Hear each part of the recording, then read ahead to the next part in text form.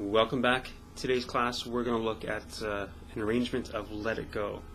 Now for my arrangement, it's in standard tuning, no capo required, and this is a level 1 class, so there's notation provided below to walk you through this level 1 lesson. And we're going to start with what's labeled as the A chorus, which is going to set up just our melody. Our first 3 notes, 3rd, 2nd, and 3rd fret on string number 1. Alright, now from there, our next 3 notes begin on the 3rd fret, string 2, up to the 7th and 5th fret, string number 1. Kind of a challenging position shift there. Put the 2 melodies together.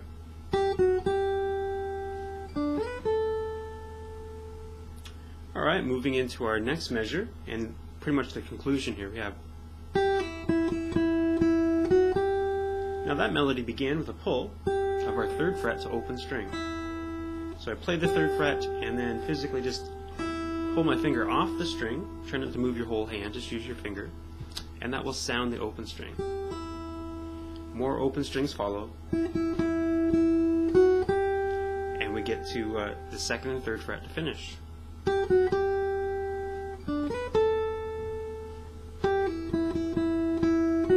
And that's pretty much our first line of the A chorus, and the next 3 notes are kind of starting us all over. Now we're into the 2nd line here, and this time we're going to venture a bit higher to conclude this. Now there I've got all on string number 1, 3rd and 5th fret, up to the 7th, 8, 7, 5, 3. We're going to throw those 2 lines and put them together.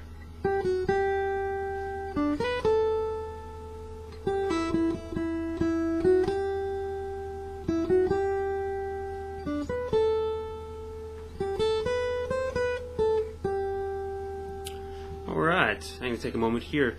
This is where you should pause the video and practice what we've just covered, because it's just going to get a little bit more challenging from this point forward. We're going to add bass notes to that melody. Alright, so hopefully you've paused the video, you've returned here. We're looking at the level 1 notation halfway through the page, and we have the B chorus. So the B chorus, as I had mentioned, takes the melody that we learned in the A chorus, and we're going to throw some bass notes. There's 4 different bass notes here. We'll be using the G, or 3rd fret, string 6, the D, open string 4, the E, open string 6, and the C, 3rd fret, string number 5. Alright, let's begin. And yeah, so make your rhythm pretty tight there. We're moving into that 3rd fret on string 6, the G. And notice I'm trying to hold the melody, let it ring. Holding that 3rd fret, with my 3rd finger, coming up and grabbing the bass note with my 2nd finger. And this was going to be pretty easy to add in the D. So that's open string 4, put the 2 melodies together.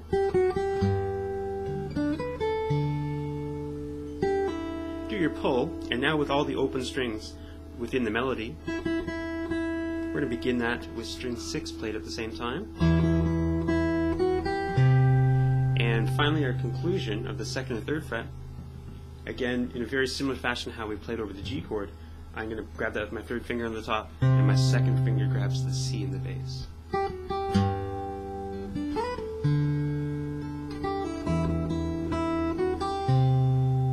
Alright, another moment that you should pause and practice. Just roll that together, as it doesn't have to go so fast. Really take your time. Just work on that one for a while. And again, you could kind of just work on that small segment of melody followed by bass note. And then piece it all together. Okay, so let's conclude this, and this is the final line of page 1 of the level 1 notation here. Into our G again as before, into our D. We're venturing up strings number 1 there to the 7th fret. When get to that 7th fret, play string 6 as your bass note, and down to our C in the bass. And that's your introductory chorus. Moving on, the second page pretty much just is the verse. So I've given a very bare bones approach to the verse, and but it does contain both the melody and the bass note combined here.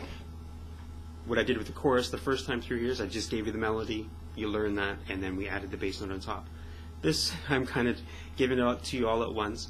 If that's too much for you to put bass and melody together, just play the top few strings there on the second page, and that's all the melody. When you're more comfortable with that, then add in those bass notes after. For the more advanced students, just try to put a bass note. It's the open string 6, the C, open string 4, the D there, and the open string 5. Most of them are open strings here. Put those right on beat number 1 of each measure.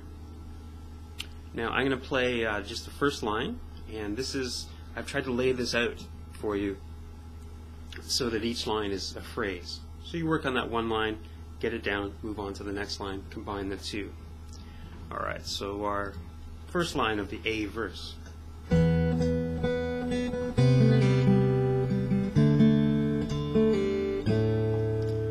So our melody up on string number 2 here, open. So that pull on the second, or from the 2nd fret there on string number 3.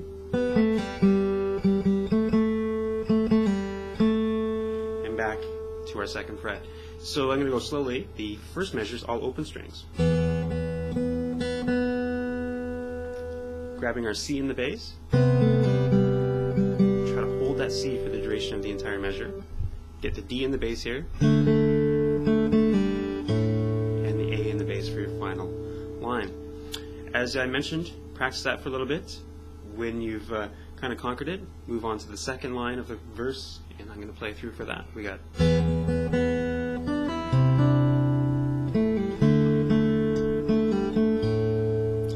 And again, it's similar, but the rhythms we have.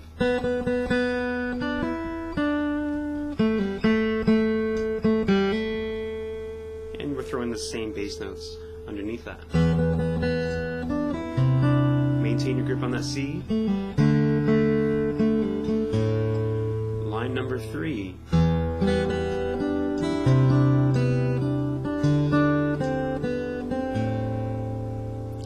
A little bit, the rhythm there is kind of, you're playing in between the beats, it's a little bit more challenging.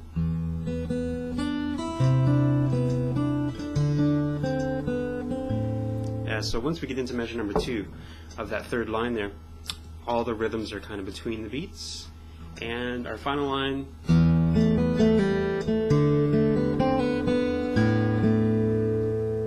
a little different harmonically. We have the E, the D, and the A as our final.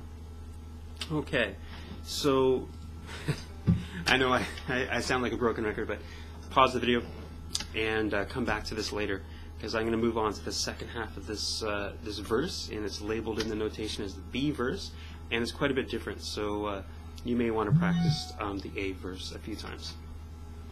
Alright, so looking at the B verse, this is the bottom of the second page. It's based around 2 chords, a D and a C9. So usually within these grips, you can see my D chord here, I kind of take my first and second finger and roll up into the C9 chord. My third finger remains in place, and I play around that kind of thing.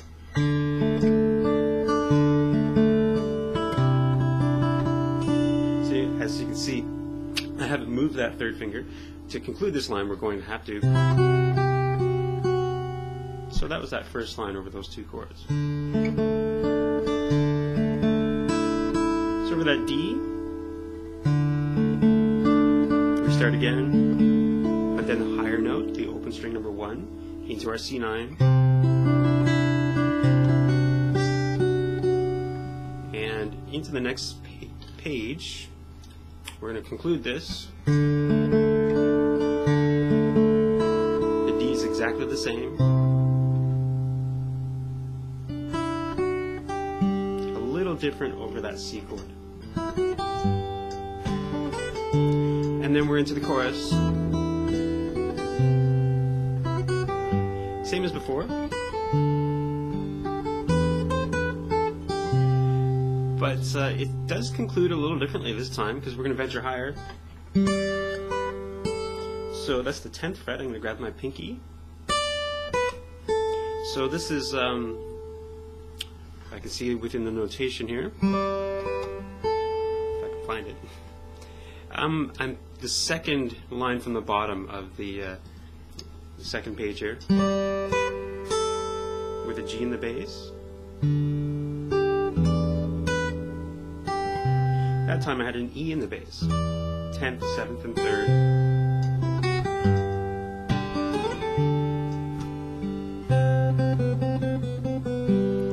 And our conclusion is over a C, and try to maintain your bass note there. There it is. Most of them are first fret and open string. Okay. And there's one more element to our level 1 class, and that is the outro of the song.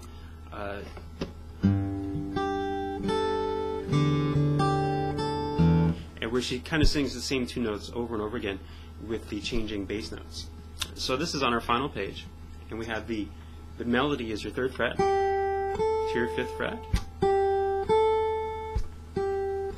and we end up doing that 3 times with changing bass notes. And our 4th measure, a little different with the 5th and 3rd fret there. So we have a G in the bass, a D in the bass, E in the bass, get your C,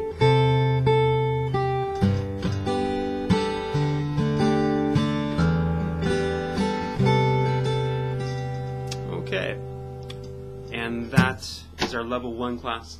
It will help prepare you for the level 2, which is a full arrangement of the entire track, but as what usually happens, there's a lot more technique going on, like there's going to be some thumb style and some chord strumming, etc. Don't rush onto that. What I presented here in this level 1 class is gratifying for many students, so just take your time.